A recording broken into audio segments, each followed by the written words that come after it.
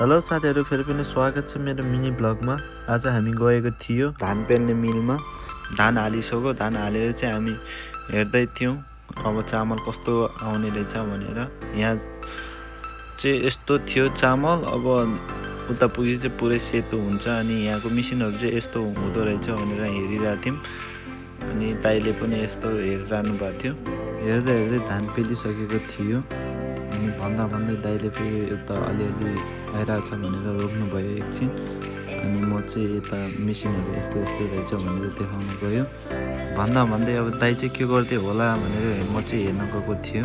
अन्त दाइले भन्नुभयो यहाँ माथिबाट आउने रहेछ, यहाँ देख्ने रहेछ, हेर त भनेर मलाई पनि भन्नुभयो। अनि म पनि यसो हेरौँ न त भनेर म पनि गएर हेरेँ। अनि यहाँबाट त झन् राम्रो देख्ने रहेछ अब क्यामेराबाट भनेर देखाएँ।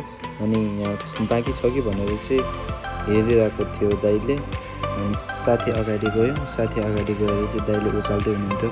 होइन दाइ म उचाल्छु भनेर साथीले उचाल्न थाल्यो। भन्दा भन्दै अगाडि त कस्नु पऱ्यो, बान्नु पऱ्यो अनि बान्न थाल्यो। अनि दाइले चाहिँ यसरी बान्ने हो भनेर साथीलाई भन्दै थियो।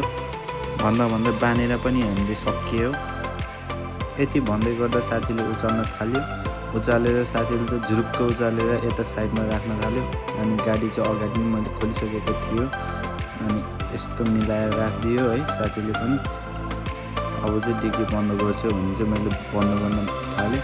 अनि बाहिर चाहिँ पानी परिरहेको थियो, यस्तो पानी परिरहेको थियो। त्यही पनि अब पानी पर्दा पर्दै पानी हामीले चाहिँ गाडीमा बसेर पनि यता रुमसम्म ल्याइसकेको थियो। अनि साथीले उचाल्छु भन्दै थियो, तर होइन म उचालिदिन्छु, तिमी भिडियो क्यामेरासम्म भनेर क्यामेरासम्म दियो। त्यति भनिसकेपछि साथीले क्यामेरा समात्यो। अनि त्यसपछि मैले झुरुक्क उचालेर चाहिँ रुमतर्फ ल्यायो। Thank you for watching guys.